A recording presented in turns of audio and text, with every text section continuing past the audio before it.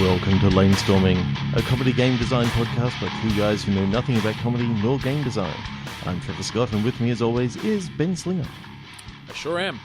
And this week, our very special guest is Pete Curulli from the Game On Australia podcast. Hello, guys. Among other things. Hi. Yes, among a few other things. Can I just say that I would really like to commend you guys on last week's podcast. In particular, my probably the most favourite concept for a game I've ever heard, a lumberjack who's afraid of the woods. I think that was just sensational.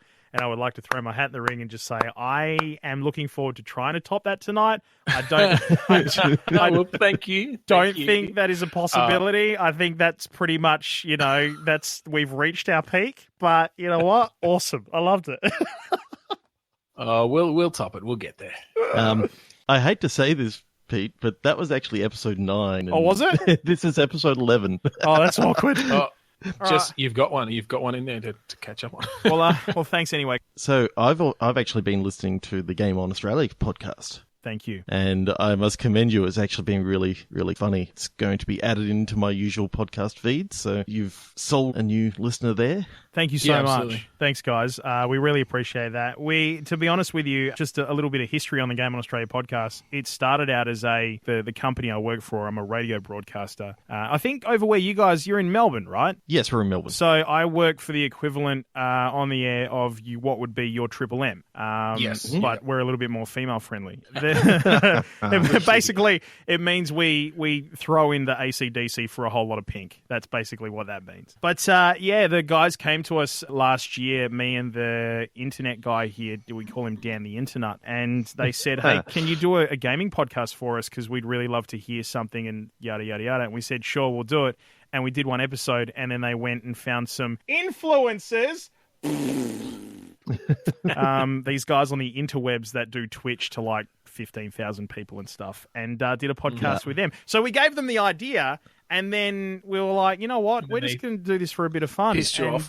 Yeah, pretty much. It happens sometimes. It happens. It's the nature of the beast. But it's turned into a hell of a lot of fun because, come on, let's be honest. Grown men talking about video games is probably the best thing you're going to hear all day. It's awesome. It is a lot of fun. I can definitely attest to that. Yeah. I think it's more grown men getting excited like little kids on Christmas morning about video games is what you want to listen to. Don't we? We do. We so do. When there's a new console coming out, I assume you guys have heard of a little thing called the Nintendo Switch. No, never heard of it. No, never heard of it. What's that? Nintendo.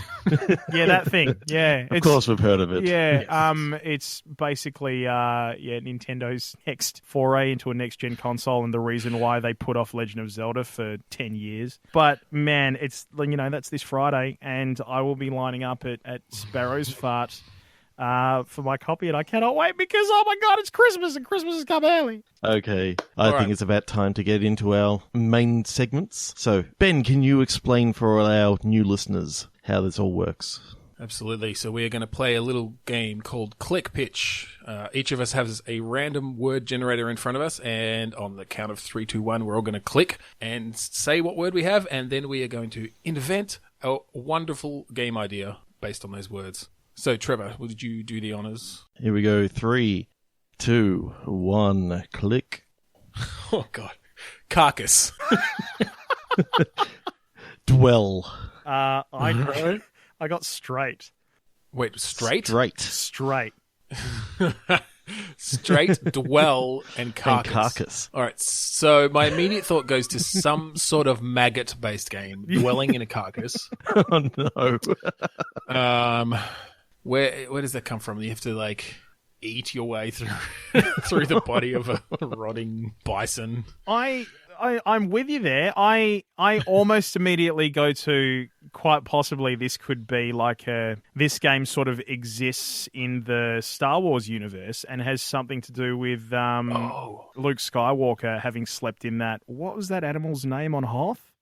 Oh, fuck. Trevor, you're the memory guy. You remember shit. Just as I'm going, oh, God. Can't remember. Tauntaun. There we go. Tauntaun. Yeah, so maybe something to Google it. It's a LucasArts game. I don't know. I like it. Yeah. We can get the Star Wars license. They just throw that around to anyone, don't they? And so therefore the straight is the straight lightsaber? So Yeah. that's already covered because lightsabers don't bend; they're straight. So They're light. Yeah. All right, I like it. So we're expanding the idea of killing tauntauns to sleep in to live in the deathly cold of Hoth somehow into a full-fledged game. Yep. Or maybe you're going camping and that's your pop-up tent. So, you take along a tauntaun and goes, oh, we've set up our camp, and you just cut it open and there you go. It's like there's your tent ready to go. Get your guy ropes, put in the, what is it, pole? And look, you got dinner thrown in for free. Yeah. Still not sure where the game is in this. Well, maybe you got to forage for other food and stuff within Hoth, and it just so happens that... Actually, you know what? Like, sort of survival, like roguelike survival first-person games have been all the rage for like 3 years. Yeah. A Star Wars themed one of those would be awesome. Yeah. So, like the start of Empire Strikes Back, what you didn't know is they were actually out there for like 3 or 4 weeks. So they were gradually coming back. So it was like a survival game of trying to get back to the I believe that was base. 3 or 4 weeks straight. Yes. Thank you. Yeah. No, I like that actually, because it's one of they always do that, right? Like, oh, we need to use this license to make a game because it's going to sell. All right, find one little section of the movie and we're just going to stretch that out into an entire game. So this is right in line for the industry. This is spot on. No, I love this, but it's not just tauntauns you're killing. There's other creatures out there that you need to kill to build things out of and eat. What was the thing that actually captured him? Was it a Wampa or was it a... I think Wampa. Yeah, Wampa. I think Wampa sounds familiar. Wampa rats that he kills on his speeder Wampa's or whatever. spot on. Yep. Yeah. So my memory is actually going pretty well. Yeah. So you got Wampas, you got tauntauns, you've got just a barren landscape that is literally just snow. And if you start going in the wrong direction, then you're stuffed from day dot. Well, yeah, and I think it's a game where you just get to hunt and kill most species from the Star Wars universe. Yeah. This is just a lost hut in there. One of Jabba's relatives. And, I mean, he'd make a pretty good, extension to your Tauntaun tent. And because it's going to be massively multiplayer, then you got people who are on the Imperial side. You got Wait. It's massively multiplayer, but you're out in the frozen wasteland alone on Hoth. That makes sense. Or how about we keep with the massively multiplayer online and it's a survival strategy game and 40 people start on one side of the map and 40 people on the other side of the map and you're only allowed to move in straight lines. So it's basically like the bikes from Tron. Yeah. Mixed with Star Wars. Do you leave a trail of tauntaun carcasses behind you that you can't run into? And a cameo appearance by Jeff Bridges. Perfect, yeah. Yeah, he hasn't made his way into the Star Wars universe yet, right? No, he hasn't, and he's well due for it, I think. I like this. This is so much fun. 3, 2, 1, click. Scour. My word is blacking. Here you go. Here's one for you, lads. Interpretation. What the hell is that? All right. I've got something. So Nice. it's a cooking game. Yep. You do all your cooking, and that's just a standard sort of thing. But when you're done, you've blackened your pan. And you got to scour it? You have to scour it, but you know how when you scour a pan, it doesn't all come off. And so, like the tea leaves in the bottom of a teacup, Yes. you must tell the future from what is left of the black charred mess of your pan. Oh, that is sensational. And so depending on what you've cooked, it might stick more in different ways. I'm not sure how the game will judge it. Maybe it's just a little iPhone toy. No, I'm actually thinking it's got to be on the Switch because you got to have that HD rumble. You can actually tell when, as you're putting the spatula underneath and you can actually feel where it's sort of stuck. So you're sort of pulling it through and can't totally destroy all the food. So I reckon it could be actually quite fun. This is too good. I would like to broaden this out to being able to upload to a massive gallery where people can actually interpret your blacking, scour, residue, what's left over. It's basically, like a Rorschach test generator. Yeah. That's cool. Awesome. You can have people vote on what they think it is, and I don't know what you do with the results, but it'd be cool. Let's be honest, we don't play games for results. Who does that? Well, this is where the social media aspect comes out. It's like, what's my future? And you hand it out to the internet, and you can choose your best. Well, this is the thing. There are a lot of gullible people out there who read their horoscopes and shit. Like, this is just, if you see a demon in this picture, then you're going to die in the next 3 days, unless you scour it off. I don't know. Buy our game and scour it off. There's that little thing in quotes that you usually find on the front cover of video games where it's like, this came from the National Inquisitor or something like that. I don't know. Buy our game. Brilliant. It'll probably do something, This game is literally the Seinfeld of video games. It's a game about nothing. About nothing. It's just it's what you make of it. I quite like the idea of having, the HD rumble, you can actually feel where the food's stuck and all that sort of stuff. And maybe you can flip like pancakes and stuff, but, certain parts get stuck, so you got to make sure that you've buttered it properly. The other way we go with this is, instead of putting them up there and it's just a random blackening of your pan, maybe that you have to cook the food in a certain way to actually send messages to other people, and they have to interpret that message. Yeah. That's actually got a bit more game-like elements in it, because, you need to write the letter T and maybe it tells you what you have to end up with. And so, you have to cook your pancake in a certain way and put pressure on the right spot, so more of it in that part sticks to the pan afterwards. More blacking. Flip it at the right time. Yeah. And then you've got 5 seconds at the end to use your spatula to just scrape off as much as you can, in case you haven't really done it well enough. And then the whole point, where scour comes in, is it's actually not scour as in, a scourer. It's actually scour as in take a really good hard look. And, and look for those clues that lead to the interpretation that everybody else is trying to get from your generally increasingly blacking whatever's in the plan. Well, and in the end, and this is where scour could come in as well, yeah. The messages that each person is told to create on their pans is part of a giant ARG. That's actually it's just announcing the next Overwatch character. I love that, because that's exactly where my head was about to go. I was like, yeah, and it's 6 months worth of playing this game before the Overwatch character is actually released, and then it turns out that we were always going to get the Overwatch character at BlizzCon no matter what anyway. Of course, yeah. But you just start seeing pans showing up in some of the levels, cooking some of the existing Overwatch levels. They don't even tell you that there's a connection to this random game that shows up on the Switch, store or whatever. I can just imagine, you scouring the level and you find a scourer just sitting in a hidden spot somewhere, and it's like, what the hell, Well, but because the Overwatch community will know, they're like, oh my god, this is something new, something's going to happen, and yeah, they'll figure it out. Oh, I like that. Turns out it's just another version of Frog Fractions. It's the new Overwatch character, Frog Fraction.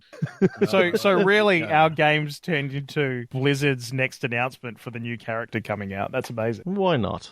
Absolutely. I can just imagine it now. It's a big cook who's got a scouring pad in one hand and a big pan in the other one, and just whacking people. Nice. It's a pure melee character. All right. You can actually maybe tell that I haven't actually played Overwatch. Okay, let's go for another one. All right, next one. This is exciting. Let's go. 3, 2, 1. Click. Infringe. Precipitate. Search. Okay. I don't know why, but I precipitate, I immediately go to rain. Maybe maybe it's a really, really rainy day, and you only ever play this game in the rain. All right, here's the start, okay? You only ever play this game in the rain. For some reason, you're on a world where it's just raining 24/7, 365 days. Oh, I thought you meant you were the game would somehow detect when it was raining outside your house. And then you could only play during that rainstorm. It wouldn't start up. You know what? That's a better idea. That's a better idea. Let's go with that. That's Well, maybe it's both. Maybe because they want to increase the immersion, it checks your local weather report, makes sure that it's raining where you are and will only boot up if it's raining there, because they want to make sure that sound is of heavy rain is just all around you. That, I mean, in turn also takes care of the search, because the whole search part is actually the game searching for weather patterns and information and detecting, yes, it's raining, okay, you're allowed to play the game. And so, what was our other word? Infringe. So You get infringements if you try to hack it. no. I think it's maybe it's a first person game. Yeah, it's basically set outside in the rain, like maybe like a dusk sort of thing, so it's kind of dark. So there's some sort of torchlight mechanics, kind of Alan Wake-ish. But, lights in the rain, you've always got the raindrops flying through them and stuff. It could be really atmospheric and hard to see things. This game searches for those weather patterns. It only allows you to play when it's precipitating, so when it's raining, like the weather is. But it doesn't hold you to that rule like 100%, and it detects when you're trying to play when it's actually sunny. And when it does, it sends you an infringement notice saying, saying, naughty, naughty, we know that you tried to play the game when it wasn't raining. Here's $100 fine. Well, that's a good way for us to make money on this game, for one. And then you can, purchase a temporary pass that allows you to play this game when it is sunny. So it's like a season. It's literally a season pass, like a season as in summer. Like it's. Oh shit! Yes. Oh wow! I love it. It's like, oh, it's summer. I really want to play whatever this game is. You will find we're terrible at actually coming up with names for these games. Like, the ideas are good, but nothing wrong with that. So I want to know what some of the gameplay actually is. I mean, yes, we've got at night and that sort of stuff. I'm just wondering, can we be playing as like a police officer searching for people who are infringing traffic rules or something? No, I'm picturing like out in the forest and you're like a park ranger and, there are some fucking teenagers having a party and drinking illegally. And so it kind of becomes a mixture of... Firewatch? Yeah, and like Friday the 13th, like, because you're basically hunting them down. Oh, no. I'm not saying kill them necessarily, although that could be an option. But yeah, so maybe, as you said, you're given as part of the normal game when you first buy it, you're only allowed to play it during wet, rainy season sort of thing. But if you buy the season pass, then if it's sunny outside, then in the game it's also sunny. But you have to have purchased the season pass to actually be able to play it during that time. Play in other seasons. Yeah. What a... I'm just enjoying the wordplay. I don't this care how it works in the game.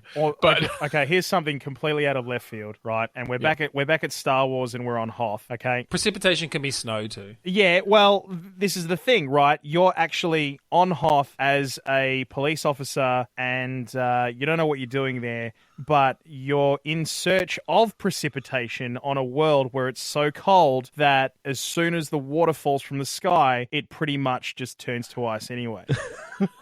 I thought you were going to say that this is like the sequel / add-on pack to our other game, and you get to hunt down the people who are trying to survive. What is it with you and killing? This, I don't care. He said hunt down. He didn't say kill.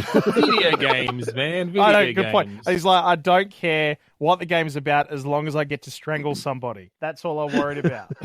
Look, we purchased this really great like blood flow middleware that we have to use it somewhere. We got to make up those costs. Let's click again. Another one. 3, 2, 1, click. Urinated. Oh, this is going to be awesome. Mascot. Okay, here we go. Hope. Hope? Yeah, hope. All right. Okay, so you're playing a mascot who's urinated, but he hopes that it hasn't shown to all the kids that he can actually offer the No. I mean, that's a good little... That's some good imagery. I'm not sure where you get the game like that, though, unless it's a VR game where they track your legs and stuff and you have to walk in specific ways so that, like, it doesn't show through on your pants because you've got to do that little, like, I've pissed my pants waddle. Oh, God. Which we're all familiar with. Absolutely. We all have kids. So, mascot, hope, and urinated. I'm with you guys there on the mascot. I'm kind of thinking along the lines of, yes, maybe you're at a kid's party, or yes, maybe you're at Disney World or something like that, and you're a mascot who has to be in the suit all day, and you've got to control how much water you drink over the course of the day, right? And you've got a bar on the right-hand side of the screen on your HUD that shows you how close you are to urinating, and... Yeah, you could like time it right. Yeah, and that's the end of your shift. Yeah, and that's where the hope comes in. I love it because this is basically like another survival game, but in a very different way. Yeah, because you're trying to survive being fired by your boss. And also you hope that no kids will piss on you as well. So do you have little mini games like balloon animal sort of twisting and that sort of stuff, and you got to play like little rhythm games to do that? Yeah, because I think it's definitely got to be VR, right? Yeah. Because you're like, and it gives you that view, like you don't actually get your full field of vision. It gives you that view of like looking out through two eye holes in a fucking mascot's costume.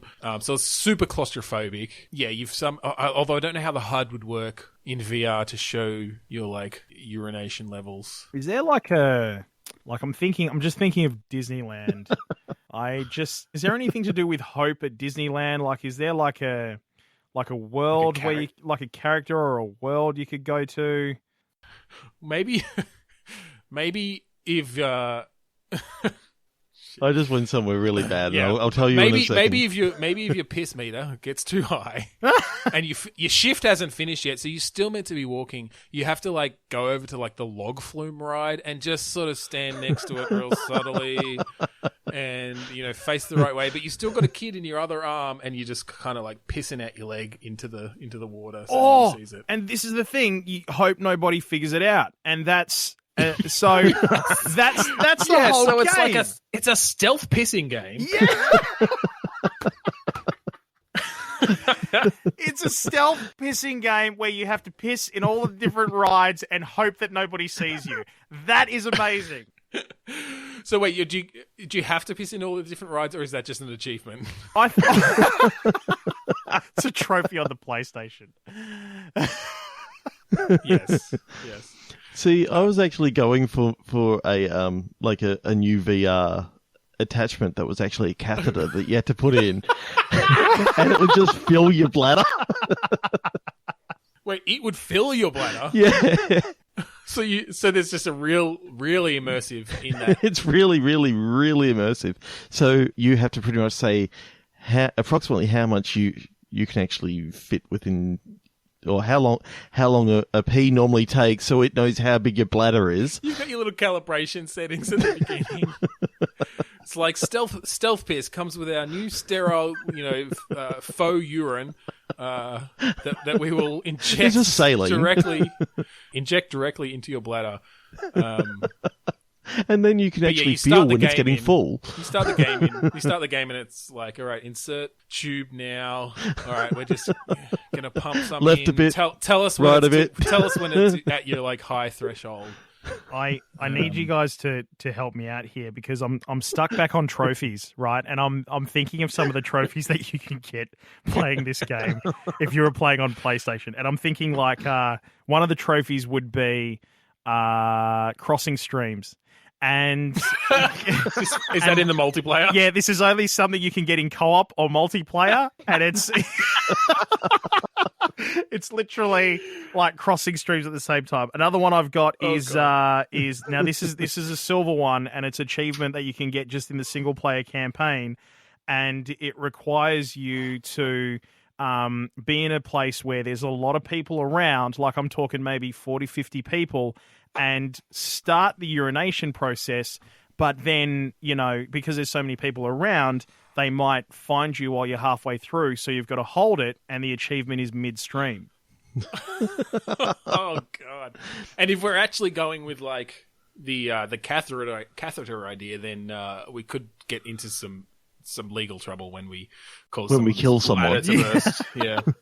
Yeah, see, I'm thinking that maybe the beta, they killed someone and they realized that they wouldn't go that sort of catheter road anymore, so it became like the version that you guys were talking about. But there's a black market for them because like they were only available in the beta. They sell for it's for the hardcore on eBay audience and maybe even the speedrunning audience because it's a lot quicker to play the game with the catheter. Speed running. There's your rare trophy. It's called Gone in 60 Seconds. That is there. This game is so full of fruit. I love this. Like you would have different skins and different playable characters along the way, which would be the different mascots. Like you could have Pluto, you could have Mickey Mouse or Minnie Mouse. Do you think Disney's going to license us their definitely not characters for this? But it's fun to think about it. That's another thing that was just in the beta because we just put it in there without asking Disney, and then they sent all their lawyers after us. So we sent we changed them to just slightly. Yeah. DreamWorks. They'll fucking they made Shrek. Like they would be fine with this. What I was actually thinking is with the different mascots, as the levels get harder, like the bottom half of the costume actually gets thinner and thinner and thinner. So it's easier to sort of like for people to tell if you've actually. Well, yeah, because when you're playing Shrek and he's pretty large character, you can piss as much as you want as long as it doesn't fill up to the point where it's spilling out the armholes. But, and you just got to find a spot to empty it out. But, if you're playing Princess Fiona, then you're in deep shit. Well, if you're playing Peter Pan, even worse. Like, it's literally just tights. Right. But if you're playing Peter Pan, you can, like, fly over people's heads, and that's another trophy for, like, death from above or something. It was a bird. Yeah, you can play it off. I'm also wondering, are there, like, some Hitman-type mechanics in here where if you do get caught with a urine stain down the front of your are you going back to killing people in this No, area? you don't have to. Well, no, you don't have you don't have to kill people, but when your B movie suit is too covered in piss, you can maybe you can convince them or you can knock them out, but you can take someone else's mascot costume to like get your heat level down so you can continue your shift without getting fired. But what happens to that person? Yeah, what happens? Are they knocked out or their bladder explodes? I just say how impressed I am that of all of the random word generator stuff that we've done, we've spent the most time on the one with the word urinated, and I just think that's fantastic. I mean, it's just such an untapped. Good one. That was a ripper. Yeah, I'll give you that one, Ben. That was actually pretty damn good. One of your best puns yet. Oh, amazing. Yes. All right. I think it's about time to move into the Eye of the Storm.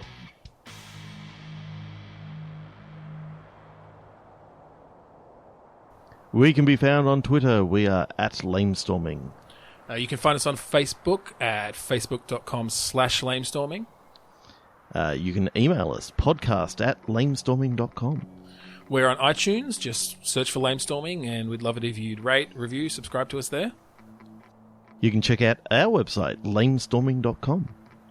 We'd like to thank the band Curulli for the music that you are listening to right now in the background, and also the opening and closing tracks. They all come from the song Mount Defiance off the album Containment Failure.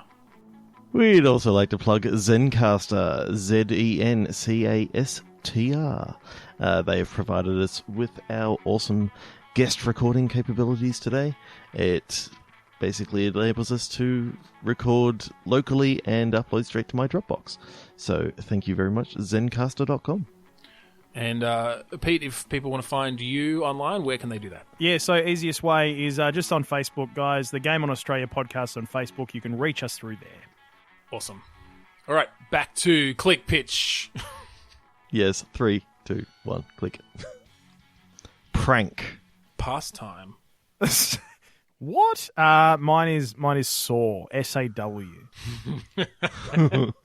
No. My mind goes to the movie series Saw. Yeah, so does mine. So, is this like an Incredible Machine style game, but you're setting up like vicious, lethal Saw style traps? Actually, it's a mix between like the Incredible Machine, Mario Maker, because there has to be, because you know how in Mario Maker you have to finish the level yourself. Like there has to be a way through it before it'll publish it online. It's like that, but for incredibly intense like Saw traps or pranks. Sore Because, pranks. Saw pranks. Saw pranks. That's the name of it. To be honest with you, I think what we've actually done here, guys, is we've randomly generated the plot for the actual movie.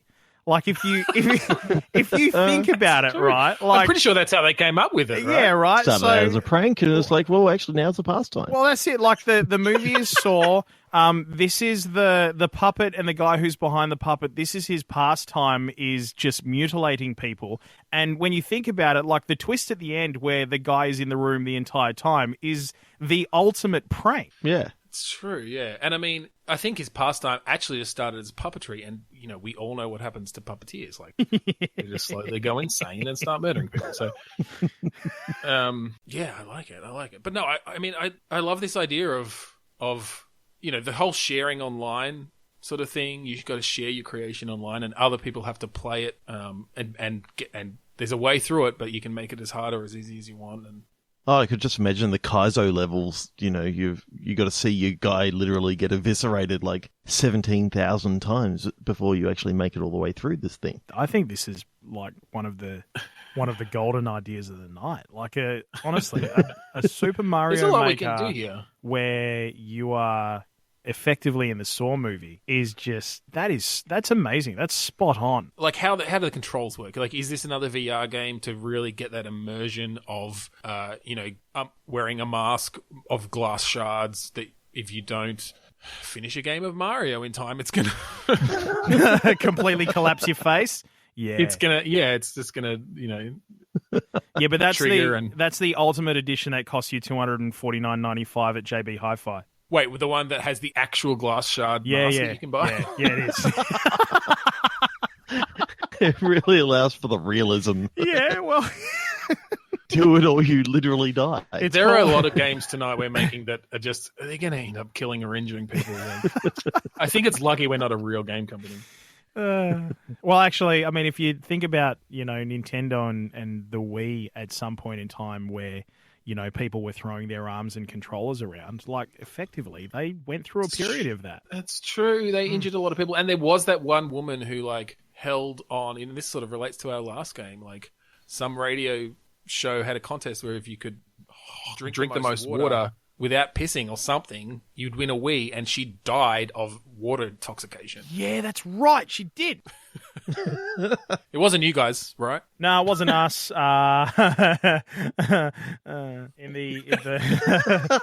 He says incredibly nervously, looking left to right. This is what I'm putting into Google. Woman dies from holding Wii whilst trying to win Wii. And it comes up, woman dies after holding Wii for Wii radio contest. It happened. So we're not the worst. If we mutilate someone's face with glass shards, like, whatever, Nintendo killed someone. Exactly. Everyone gets one, right? Everybody gets one. There's the title for the game. It's like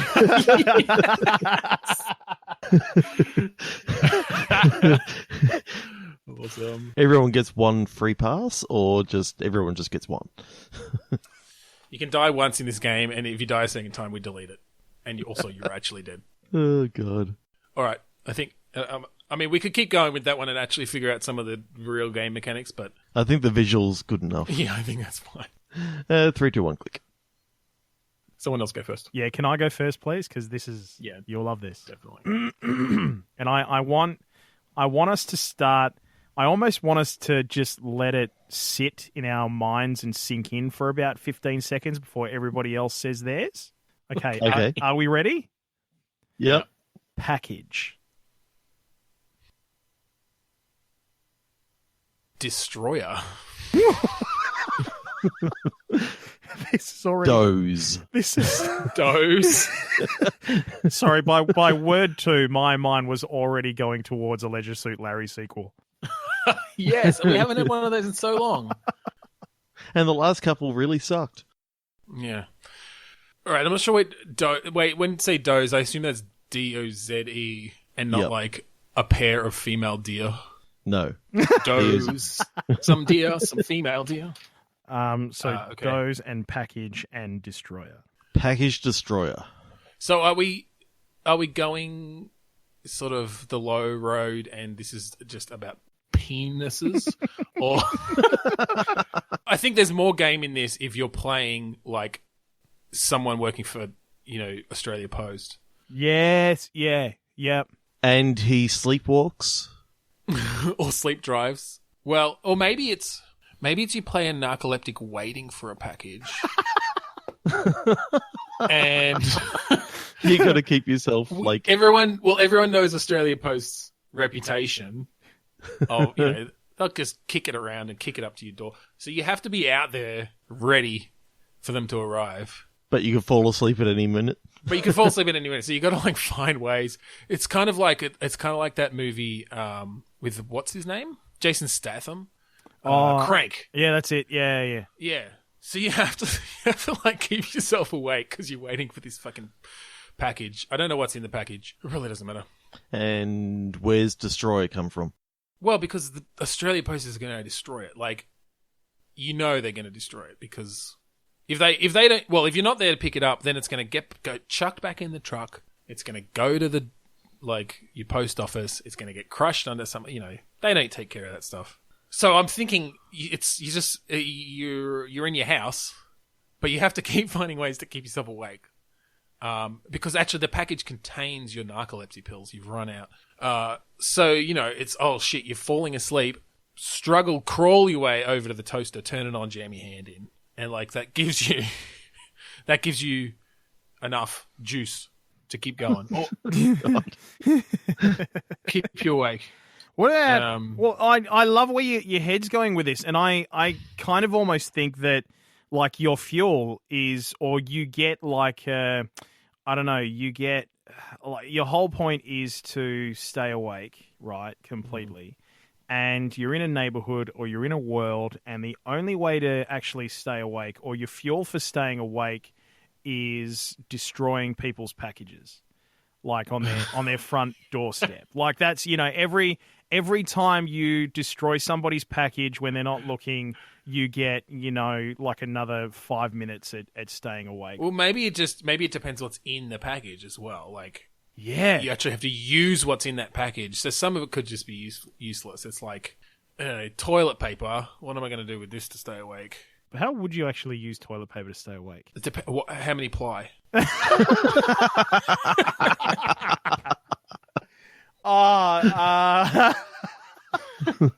I'm going with what my personal preference is, and that's a nice handy 3-ply. Thank you very much. Well, then you can't do it because it's just too comfy. It's like one ply and like that scratchy stuff. Then I don't know. I feel like you could figure out a way. It's like sandpaper. Then. Yeah. Good idea. So maybe you have to like. There's a mini game where you're literally stripping apart the 3-ply toilet paper. You have to do it really slowly so it doesn't break. Maybe it's like I don't know, maybe you are the actual postman and you're meant to deliver the package without dozing off, a la what you were sort of going with earlier. And you're on Hoth and there's a Star Destroyer coming after you. No, I like where you're going with that, actually, because... I don't know why I keep coming back to Star Wars. I'm sorry. I don't know why. If you're playing a game where you have to deliver packages, like, generally your score's going to be based on how many packages you successfully deliver. But you do have narcolepsy. And so you've got the balance there of maybe you can scan packages to see what's inside them or get an idea of what's inside them. And you have to make the decision that it's like, okay, I'm going to destroy this package because there's something in here that is quite likely going to keep me awake. But I'm going to sacrifice the points and the score that I get because I can't deliver that package anymore because it's destroyed. See, I've now come up with an idea because you said, you're now the post office guy. Yeah. I've now got the idea that your points are distributed per, you got a run of how many packages you got to deliver. Your points are distributed by, did you manage to get off to the side and take a nap for a while? And then when you went to deliver the stuff, did you destroy the most expensive package? Wait, so you get points for destroying the expensive package? you get points for destroying the most expensive package because it always seems to be the most expensive package that Australia Post literally destroy. Yeah, that's spot on, and I know that from first-hand experience. I know it's not funny, it's just true, but...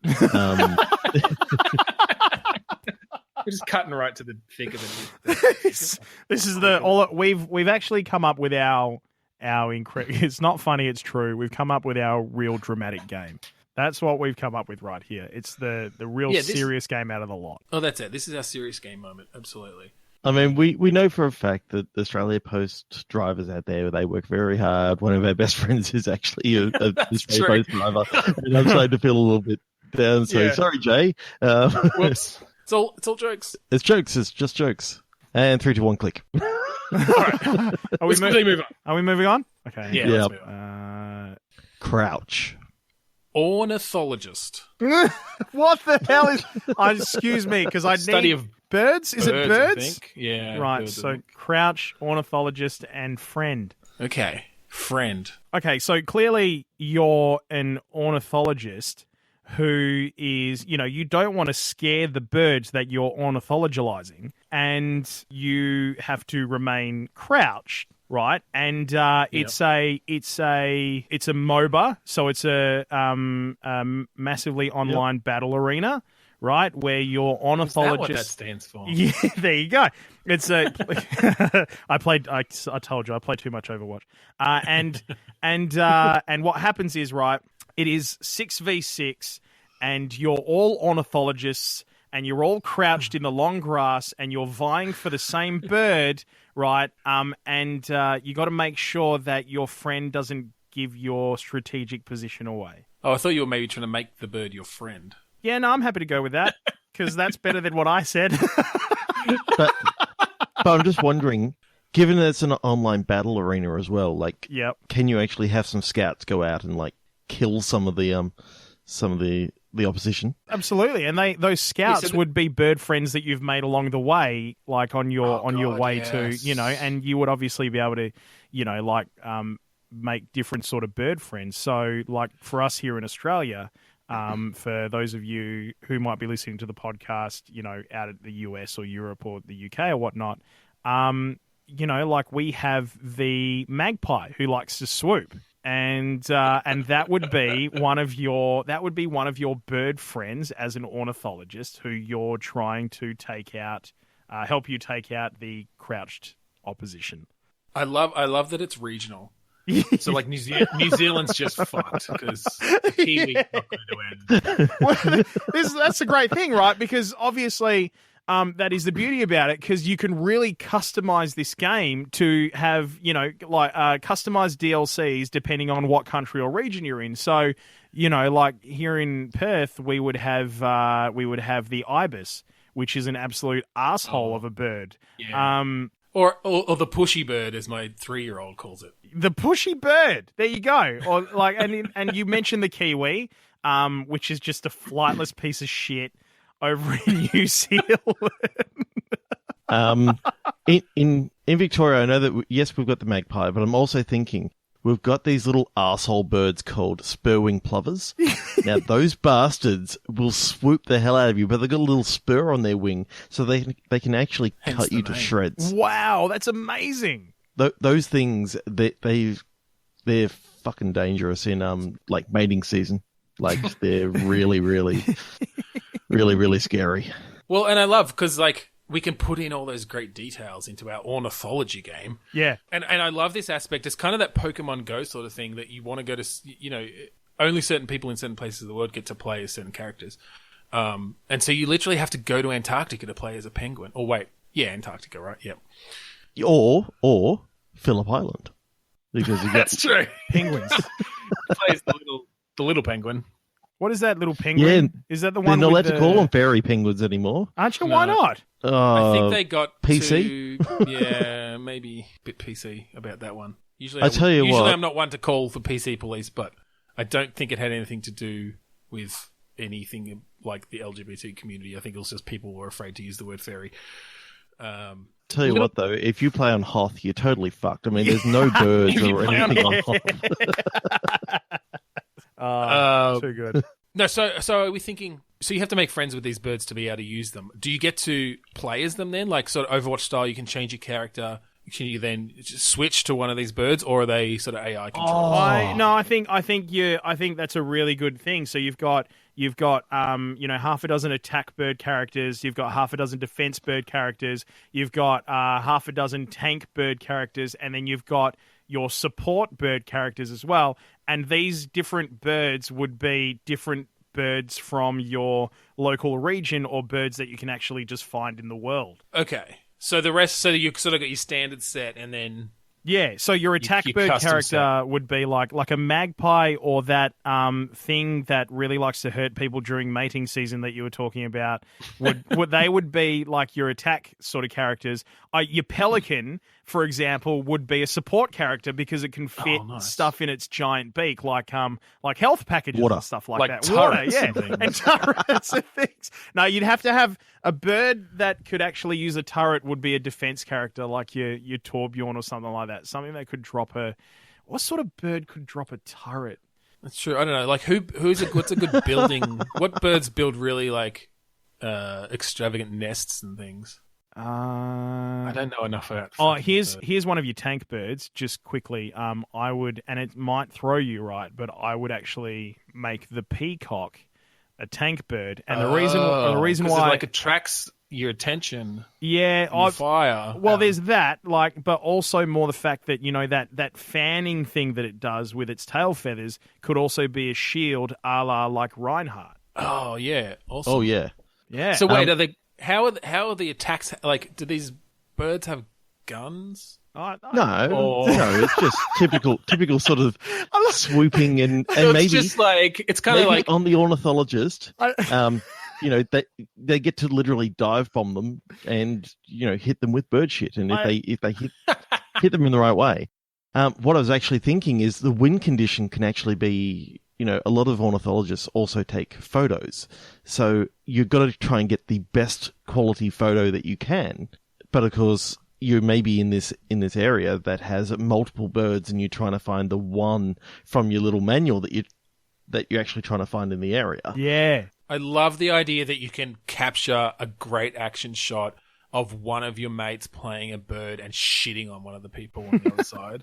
It's the new teabag. Everyone votes on the best picture, but they're not told which side actually took the photo. Oh, nice. I don't know why, but when you said best picture, my mind went to the Academy Awards, and I don't know why. But this one thing that I love out of the last couple of minutes of this one in particular is this probably is the most ridiculous game of them all, and yet you still said no. Like he said whatever it was that he said, and it was that ridiculous an idea. Like no, that crosses the line. Here and no further. How dare you think that no, you idiot. They dive bomb. That's what birds do. What are you doing? It's ridiculous. They can't have guns. Yeah, well, you don't want guns. You want to basically have it maybe that... Remember in Team Fortress 2 how you could actually have the spy character could actually, impersonate, yes. The other characters team. Of the other team. Maybe you can have a bird that can actually impersonate the one that they're looking for. Yeah, lyrebird sort of thing that you literally you go to take the photo, but when you see the photo at the end, it's actually just of the lyrebird, and it wasn't actually the bird that you were looking for. And it's giving you the finger. Pretty much. How did we all of a sudden get onto an ornithologist version of Pokemon Snap? By the way, I don't know, but I kind of love because one of the main problems with those photography games, because there have been a few. I know there was one Jurassic Park game that had that sort of feature as well, where you were building the park, but or Dead Rising or something, the first one. But the computer is so terrible. It's not actually good at judging photos. It doesn't have a brain or any level of creativity. So I kind of love this idea of a Pokemon Snap-ish game, but where the photos are judged on at the end of the end of the match, like you said, Trevor. I kind of just that little element speaks to me. So I mean, maybe we went too far. Maybe it's not even well, I guess I like the battle elements, but the goal is to take the photos and not destroy the other team. Yeah. Well, maybe they can blind the other team by, dive bombing and shooting into the camera lens. Destroy the camera equipment, And it takes a bit to actually repair it or something like that. I don't know. I reckon a 2-on-2 team could actually be fun. Kind of like Counter-Strike, you could actually have like a certain amount of money at the start for your camera equipment. Right. And you occasionally get rounds where you've got just a disposable camera. So you know how right up close, they have to be really still. You know how they have pistol rounds in Counter-Strike? Well, you've got the disposable camera rounds, and then you can purchase the massive zoom lens, but the individual lens is like $15,000. So you've got to spend your money wisely for the round that you think you're going to win. I like that because the disposable camera one, it's also only got like 24 shots on it, so you really got to get your shots and know that they're going to be good. But in so saying, in comes the opportunity for again your support characters like the Pelican, who you can summon to drop off like another roll of disposable camera film. Yes. Man, it's just all coming together, guys. Oh, I love it. Competitive ornithology. Who would have thought that would be the game that captures our imagination the most? Okay, I reckon we've got to do another one. All right. You know what? You don't have a way for it to like play a random sound, do you? No, not really. But I can sort of generate one. What would you like? Well, I was just thinking, me and Trevor could like do our words, and then you just play a sound, and we'll use that as the. Do it. Let's do it. All right. I'll just do a random. Our last quick pitch. All right. Soundboard. This is the first. All right, Trevor. 3, 2, 1, click. Pasture. Chimp.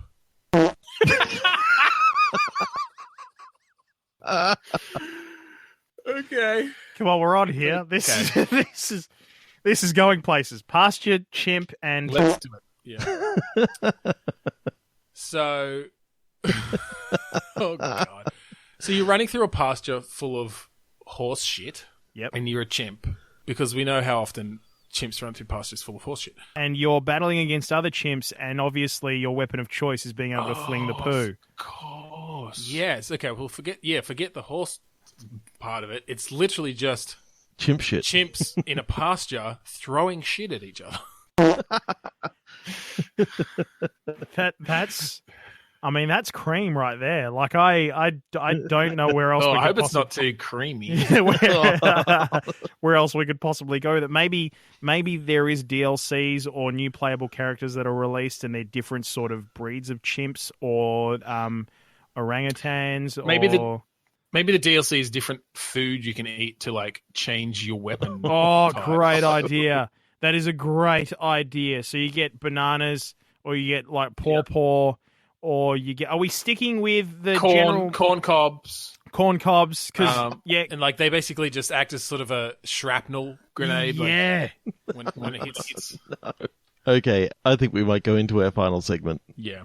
So usually when we have guests on, all our previous guests have been game developers, and usually they're working on a game. But unless there's something we don't know, Pete, I assume you're not working on a game. I'm not working on a game. I am working on something. I guess I may as well throw this in here. I am the Chief Communications Officer for a inter-school esports company called Flak Test Gaming. Mm-hmm. So basically what's happened is over the past sort of couple of years, we've done a few inter-school esports. We're trying to get this up and running here in Australia, and it's going quite well.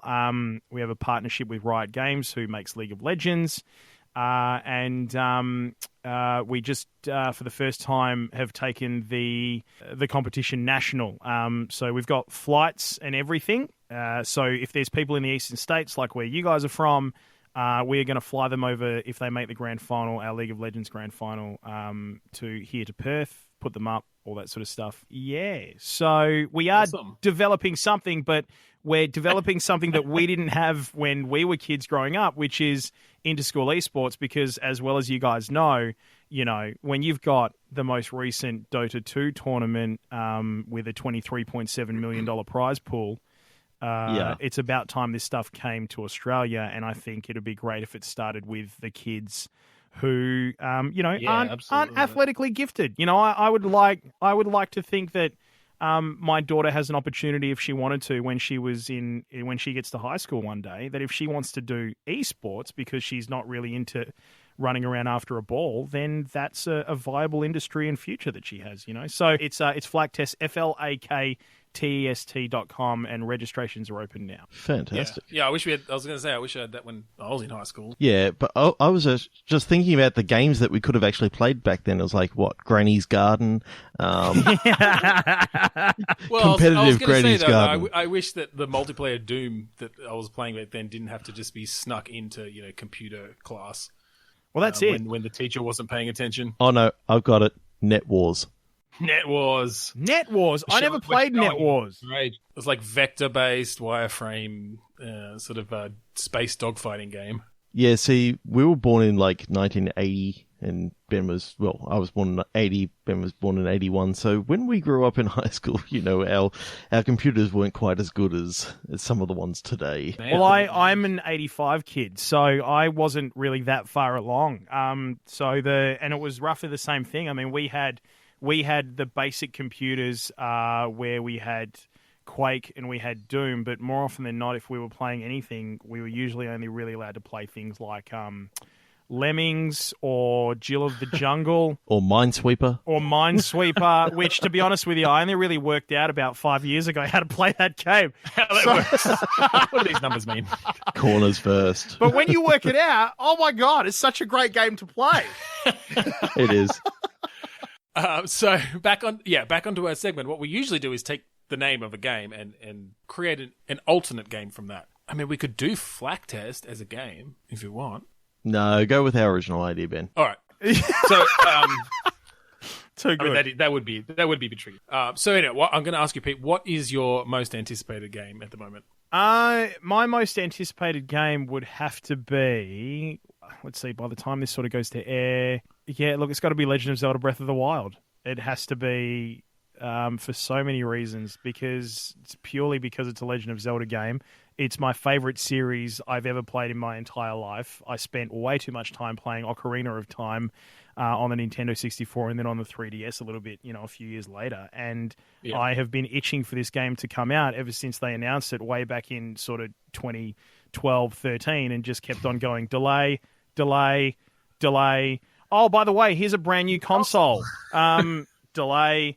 So Legend of Zelda, Breath of the Wild. I don't know how that'll work for this. Maybe if we just sort of stick to Breath of the Wild, because it's a little bit more generic. What do you reckon? Yeah, I think so. So I think we're going to take Breath of the Wild. We're going to say, throw away everything you know about what that actual game is, all your preconceptions, and just those words, Breath of the Wild. That's our prompt, and we're going to come up with a new game. Okay, you ready? I have something for you. Here is... Okay, nice. Go. Breath of the Wild.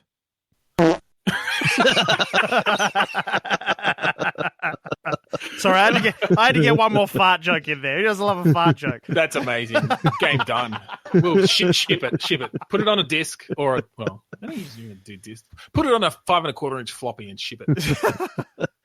So Breath of the Wild. Breath of the Wild. Yeah, obviously we're out in the wilderness, or are we even? Or are we talking about being in a room or in close vicinity with people who have incredibly bad breath? I've got something. No, I've got something. So did you, and I haven't actually played this, but I know the general idea, the game Flower on the PS2, I think? No. What was Flower? Well, like I said, I didn't play it, but I think you basically play like petals floating around in the wind, and you sort of, you've got some control, but and you sort of have to veer yourself in particular directions to continue on. Anyway, that's the general idea. Mm-hmm. So I'm thinking, and this comes back to your original idea for Breath of the Wild, animals' souls are contained in their farts. Oh. Yes. And so you control that fart as it flows through the forest, trying to find the next animal to possess. And so it's kind of I think there was a game called Geist on the GameCube, maybe. Anyway, so you're possessing other animals to like get through your mission. So you've got wolves and you've got squirrels, and they've all got sort of different abilities, and one's smaller and can climb trees or whatever. But yeah, literally the way to possess the next animal is you have to fart, and you send it through, and you sort of at the whim then. So you got to like do it in a strategic location.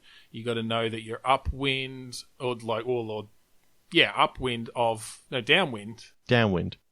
of the animal that you want to possess, because otherwise you might not be able to make it over there. Yeah, that's what I've got. Okay, so I was thinking Breath of the Wild. What if you're a hunter who's got lost in the jungle? You realize that you've been tracked by like some wild animals, and Magpies. the scent that they can actually pick up on is your farts. So I love that we're all building off of Pete's original. Oh yeah, completely sound. I wasn't originally, but then I'm like, no, this is actually a pretty cool idea. So it turns out that you've got uncontrollable flatulence, so you've got to sort of work your way through the forest, trying to get strategic places so that you're not we're doing a lot downwind of the predator as you fart, so that they can track you. Wait, can it be the actual predator, like from the movie Predator? And he tracks you by the fart? Well, because it's pretty. I mean, it's pretty warm. He sees heat. See, but that's the problem. He actually sees like the thermal image, and it's like, oh, there's a fart. Yeah. I love that. I love that visual of just a whole. Oh my God! No, but what I was going to say is, and we're sort of doing survival games a lot this episode, but if you're lost in the jungle, then I'm pretty sure a lot of the things that you end up having to eat to survive are going to give you pretty bad flatulence. Oh yeah, absolutely. Okay, so that's part of the on Hoth. Oh, Jesus. What's that line? What is it? That line where he cracks open the tauntaun? Han Solo cracks it open, and he's about to put Luke in there, and he goes, "And I thought they smelled bad on the outside." Oh, the outside, yeah. Oh man, it's just I'm trying to find something, because not fart related. No, it's definitely fart related, because but like kind of ironically, I want this to be an incredibly beautiful game that is fart related, and I'm trying to figure out the name of the developer that I'm trying to get out of my head right now, and it's not working for me. Why isn't it working for me? That game company that made Journey? Yeah, Journey. Actually, who is the indie game company that made Journey? Because they would be a really good games developer for something like this. Yeah, they're literally called That Game Company. Okay, I'm out. Thanks for having me, guys.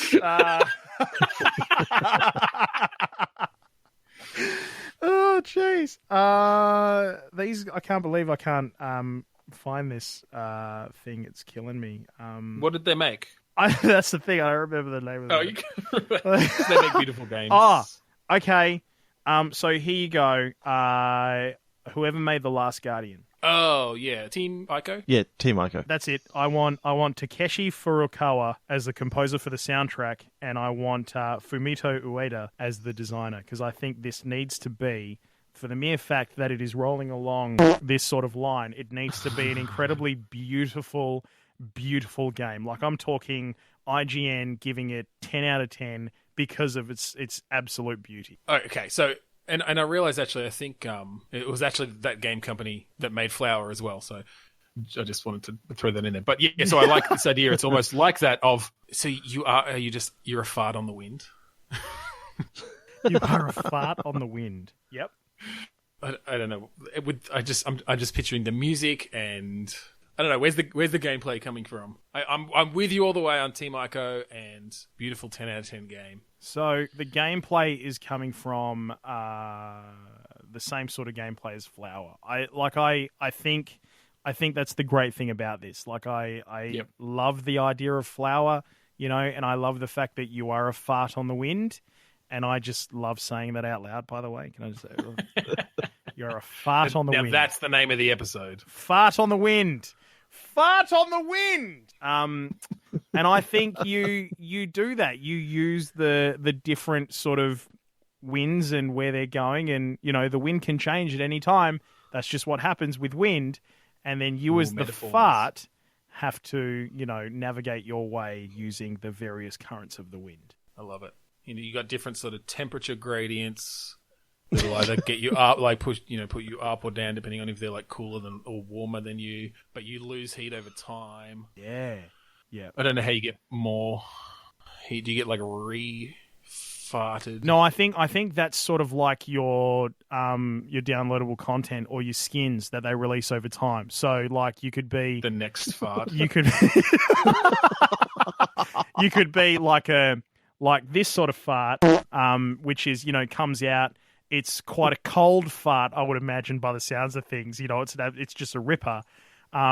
Or the next DLC where you could play as a different sort of fart.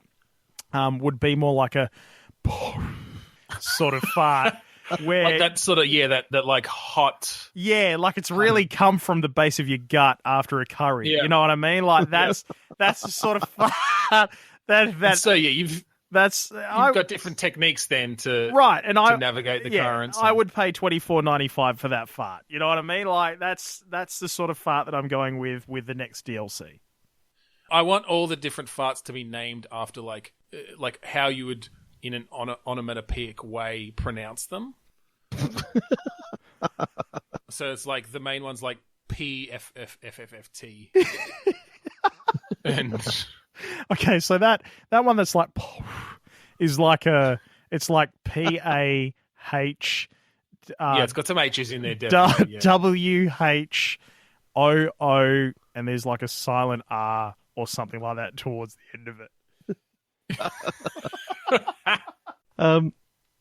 Okay, so as part of the gameplay, okay, can these farts join with other farts to become like a sort of a bigger sort of fart as it goes, and sort of only I'll just quickly only if the people that you're playing with have technically eaten the same food in the world. So you gotta okay, how do you tell? So there's a new sensor that you insert. Oh God!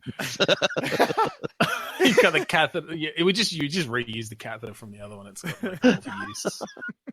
Well, no, I kind of liked the idea of that you can lose like mass, as it were, if you don't play well enough. You don't quite take that connection into that other current well enough. Then like some of your fart mass heads off and you lose it. So do you lose it if you get smelled? Yeah. Okay. So if you actually get smelled by like someone nearby, do you actually lose some of your StinkMass? I just love the word StinkMass. What about if like we're getting so many good phrases out of this episode? Oh no! Wait a minute. What about you have to do it undetected, so you're trying not to get smelled, right? And the way that you lose StinkMass over time is if you're playing in like a city environment, for example.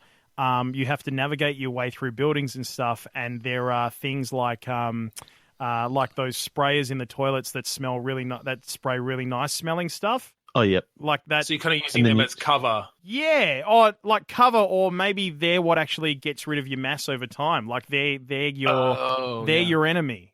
So you got to make your way into the air conditioning system and hope that it doesn't have a filter or something like that, so you can make your way outside. You've got to go through the maze of the air conditioning and avoid the filters. And I also around smelling and not being detected. Like obviously there are challenges there because it's definitely a silent. It's definitely a silent but deadly, right?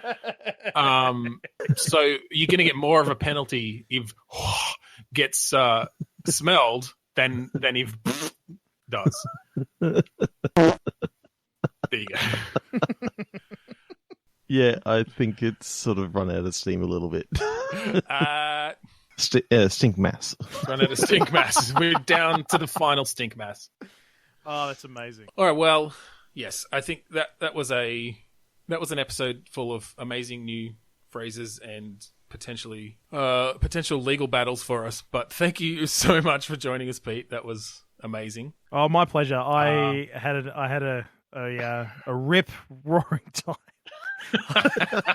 It was, you know what? I'm quite impressed with the fact that at some stage, that last bit of the podcast, we didn't end up back on Hoth, which would have proved just incredible, an incredible sort of turn of events for. I took it there. Yeah.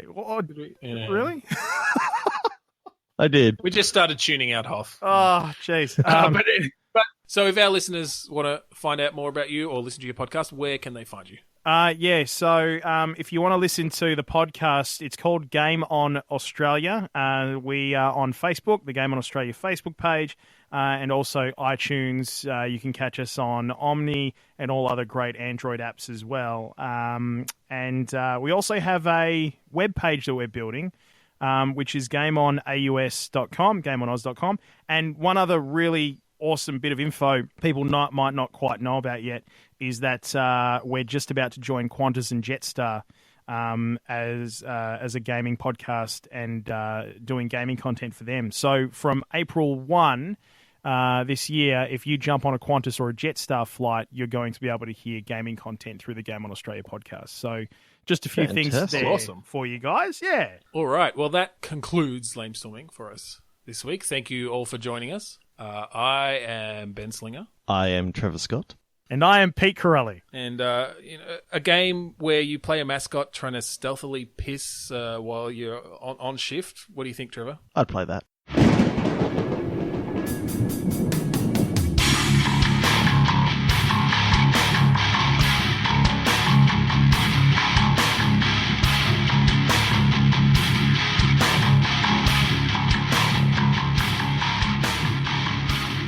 Okay, 3, 2, 1, click. Mine was Hourglass. Reopen. Hourglass and reopen. Yep. Okay. Generating random sound effect now.